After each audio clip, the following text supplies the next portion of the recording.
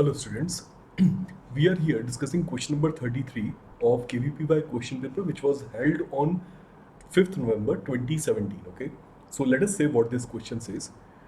Which of the following plots represents schematically the dependence of time period of a pendulum if measured and plotted as a function of amplitude of its oscillation? Okay, now amplitude here need not be small. ये point बहुत important है कि यहाँ पर जो angular amplitude है वो small नहीं है ना। इससे क्या चेंज होगा? ऑब्वियसली इन केस अगर आपको डेरिवेशन याद है फिजिकल पेंडुलम का, तब हम वहां पर mg फोर्स लगाते थे पेंडुलम पर for a very small angle theta, and वहां पर हम बोलते थे कि torque which is I times alpha for this pendulum is equal to mg l sin थीटा। एंड जब साइन थीटा में थीटा स्मॉल है then we can replace this quantity with theta. Directly हमारे पास अल्फा एंड थीटा का एक relation आता था जहां से हम टाइम पीरियड को डायरेक्टली रिप्रेजेंट कर देते थे। Time period as 2 pi root of l by g, right? So I think you guys might remember this idea. तो प्रॉब्लम ये है कि अगर यहाँ पर थीटा की वैल्यू स्मॉल नहीं है तब क्या करें, राइट? तो उस केस में फिर हमारे पास और कोई ऑप्शन नहीं रहता बट यहाँ पर साइन थीटा के एक्सप्रेशन को चेंज करें, राइट? एंड देन उसके बाद में यहाँ अल्फा को रिप्लेस करें omega d omega by d theta से, एंड देन इंटीग्रेशन करें। डबल इंटीग्रेशन यहाँ पर करना होगा। पॉइंट बीइंग कि वो काफ़ी कम्बरसम प्रोसेस है एंड डायरेक्टली आप हेंस टाइम पीरियड का ये फॉर्मूला याद रख सकते हैं, right? It is 2 pi root of l by ji times of 1 plus theta square, जो भी एंगुलर एम्पलीट्यूड है, लेट अस से theta naught square, divided by 16 plus 11 theta naught cube by 3072 and so, right? कुछ इस तरह की term आती है, राइट?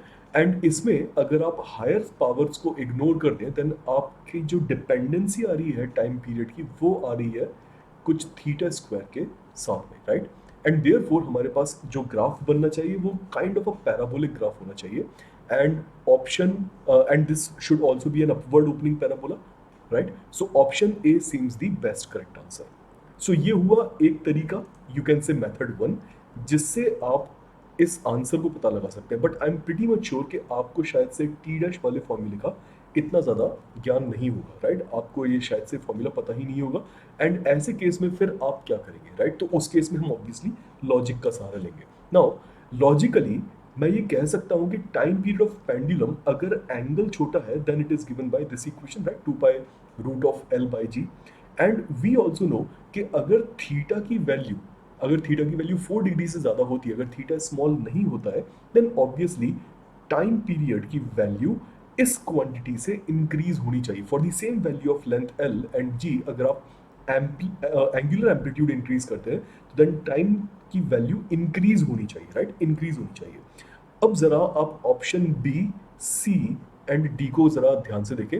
ऑप्शन डी के अंदर टाइम डिक्रीज हो रहा है, हेंस ये सही आंसर नहीं हो सकता। ऑप्शन सी के अंदर टाइम डिक्रीज हो रहा है, हेंस ये भी सही आंसर नहीं हो सकता।